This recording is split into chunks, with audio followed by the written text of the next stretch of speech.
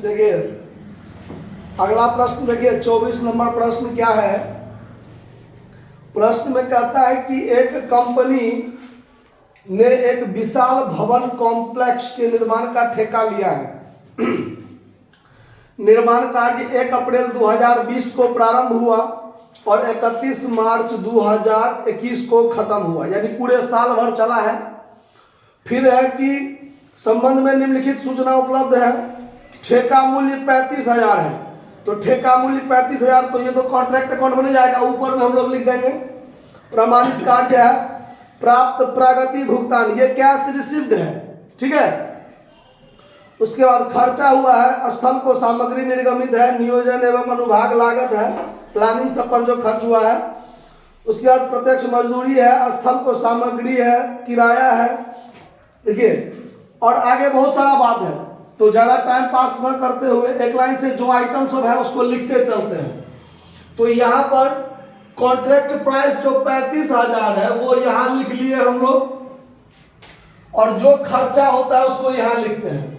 तो प्रमाणित कार्य यहाँ लिखाता है ना क्रेडिट साइड में बाय WIP अकाउंट, जिसमें वर्क सर्टिफाइड और वर्क अनसर्टिफाइड लिखना होता है।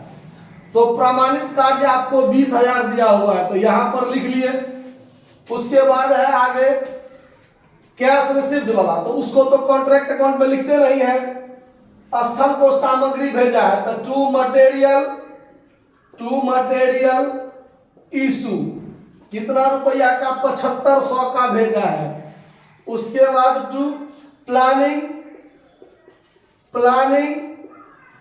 एंड एस्टिमेटिंग एक्सपेंस है, ठीक है।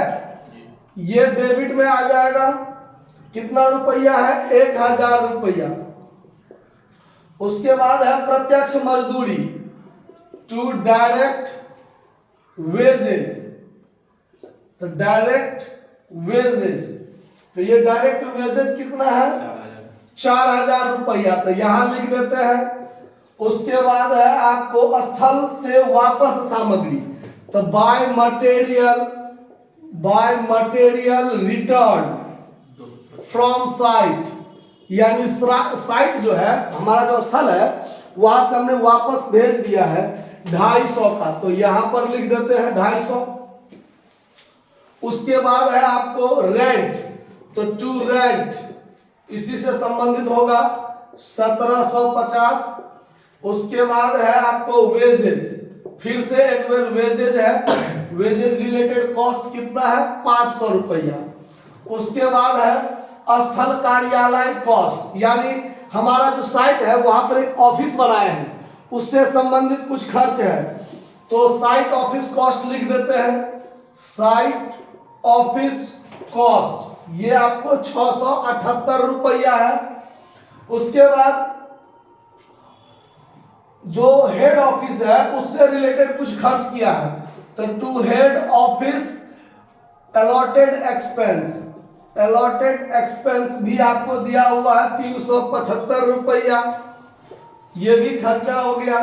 प्रत्यक्ष व्यय अलग से दिया हुआ है, तो टू डायरेक्ट एक्सपेंस 902 रुपया हो गया। अप्रमाणित कार्य 149 रुपया, तो 149 अप्रमाणित कार्य WIP में लिख दिए। टोटल जोड़ के 20,149 ये हो गया। उसके बाद एक खर्चा और है, वो क्या है देखिए कि ठेकेदार के पास 2,000 का एक मूल लागत का एक प्लांट है जो ठेके पर पूरे वर्ष काम हुआ है, 5 वर्ष उसका अनुमानित जीवन काल है, और उसके बाद अवशिष्ट मूल्य 500 है। तो इसमें हरास जो लगता है वो लगता है आपको फिक्स कॉस्ट मेथड से, ठीक है। एक चीज और है, और प्रत्यक्ष मजदूरी की बकाया राशि जो है 270, और ठेका स्थल पर 200 का सामग्री भी बचा हुआ है, तो देय प्रत्यक्ष मजदूरी जो है वो इसी में जोड़ देते हैं हम लोग। जैसे यहाँ 4,000 है ना, तो इसी 4,000 में थोड़ा सा ठीक कर लीजिए, यहाँ पर टू रेंट लिख देते हैं 1750, इसको इसमें 200 जोड़ दीजिए। एड आउटस्टैंडिंग डायरेक्ट एक्सपेंस मतलब वेजेज, डायरेक्ट वेजेस, तो 4200 हो गया, ठीक है ना। उसके बाद नहीं, फिर मिस्टेक हो गया, 270 है ये कितना है 270, तो यहाँ पर 4270 हो जाएगा। और यहाँ पर मटेरियल एट साइट जो बचा हुआ है, मटेरियल एट साइट ये बचा हुआ है 200, तो कहा जाता है वो तो आप लोग जानबे करते हैं, है ना। चलिए अब आपको एक चीज रह गया जो depreciation on plant, depreciation on plant. अब देखिए यहां पर यदि हम 2000 का प्लांट लिखे, फिर उसको हरास लगा के जो बचता है वो प्लांट एट साइट क्रेडिट में रखते हैं ना, तो इसमें सो नहीं। अगर मान लीजिए स्पष्ट है कि इतना है रखता है, उस पर यूज किया है, उस पर खाली डिप्रिसिएशन जो है वो हम लोग को चार्ज कर देना है। तो कैलकुलेशन ऑफ डिप्रिसिएशन यहां करते हैं, देखिए कैलकुलेशन ऑफ डिप्रिसिएशन, ये जो डिप्रिसिएशन करते हैं तो ईयरली डिप्रिसिएशन बराबर होगा, ईयरली डिप्रिसिएशन बराबर cost of assets minus scrap value बटा एस्टिमेटेड लाइफ। यानी 2000 संपत्ति का दाम है, प्लांट का दाम, उसका अनुमानित जीवन है 5 साल, और 5 साल के बाद उसका अवशिष्ट मूल्य 500 बचता है। ये डिप्रिसिएशन आप पार्ट 1 में भी पढ़े होइएगा। तो 2000 का प्लांट में से 500 बचले रह जाता है कितने साल में, 5 साल में।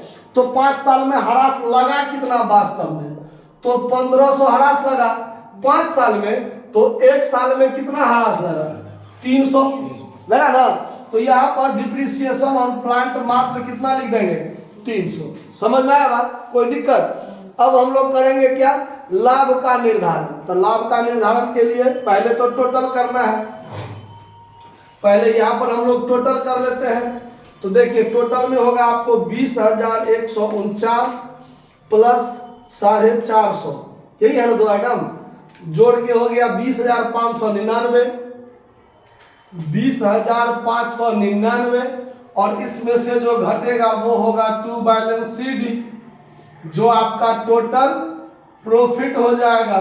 तो इसमें से घटाइए 7500, पहले हम 1000 लिख दिए, फिर 7500, फिर करतिए 4270, फिर घटाइए 17,5 2250, और फिर घटाइए 678, फिर 375, फिर 900 और 300, 1202, तो बच गया 3324। टोटल प्रॉफिट है 3324, 3324। इसको नेशनल प्रॉफिट भी कहते हैं, जो टोटल प्रॉफिट है। अब इसको करेंगे हम लोग बाय बैलेंस BD, जो आपका टोटल प्रॉफिट है 3324। अब इसका 2 पार्ट बनना है, टू PL अकाउंट जो आपका प्रॉफिट होगा, और एक हो जाएगा टू WIP अकाउंट जो आपका प्रॉफिट रिजर्व रहेगा।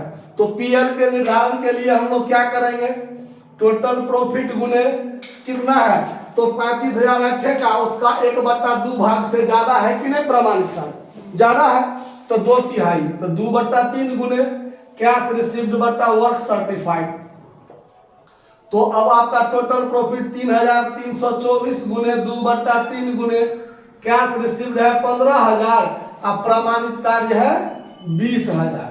तो 30 से 30 कटा, 3 पचे 15, 5 से इसको काट दीजिए, 4 2 दूनी 4 है, और 2 से इसको काट दीजिए, तो हो जाएगा 16 दूनी 32, फिर 6 दूनी 12, 2 दूनी 4, 1662 रुपया प्रॉफिट है ना सर। नहीं सर, है 487। अरे वो है WIP का शेष जो बैलेंस शीट में जाना है, और PL 1662 रुपया आंसर है। तो यहाँ पर 1662 यहाँ कर दीजिए, और ये जो 3324 है, 3324 टोटल में से जो बच गया घटा के 1662 ही बचेगा, जो आपका क्या रह जाएगा, प्रॉफिट रिजर्व। अब आपको कहता है WIP जो बैलेंस शीट में दिखाया जाए वो कितना, तो WIP अकाउंट आप लोग पिछले किसी सवाल सब में भी देखे हैं, हम थोड़ा जगह का अभाव हो जाता है, ज्यादा ढंग से बनाने लगते हैं, तो WIP अकाउंट आप लोग बना लीजिएगा ढंग से, हम इतना ही में एडजस्ट कर देते हैं, ठीक है। अब देखिए, तो WIP अकाउंट में क्या सब आता है, ये वाला जो 20,149 है ये डेबिट में आ जाएगा टू कॉन्ट्रैक्ट करके, और ये WIP जो है ये क्रेडिट में जाएगा बाय कॉन्ट्रैक्ट करके, जो अंतर आएगा वही शेष बचता है जो हम लोग बैलेंस शीट में ले जाएंगे। तो टू कॉन्ट्रैक्ट अकाउंट यहाँ कर दीजिए 20,149, और फिर यहाँ कर दीजिए बाय कॉन्ट्रैक्ट अकाउंट जो आपका 1600 कितना है 62, अंत में जोड़ घटाव कर दीजिए 20,149, 20,149, और जो घटेगा वो बाय बैलेंस शीट, जो आपके बैलेंस शीट में क्या होगा एसेट्स भाग में चला जाएगा। तो इसको आप घटाइए, तो 20,149 माइनस 1662 तो 18,487 है ना। तो ये 18,487 आपके बैलेंस शीट के एसेट्स भाग में WIP अकाउंट बन के चला जाएगा। कहीं कोई दिक्कत? नोट कर लीजिए। धन्यवाद।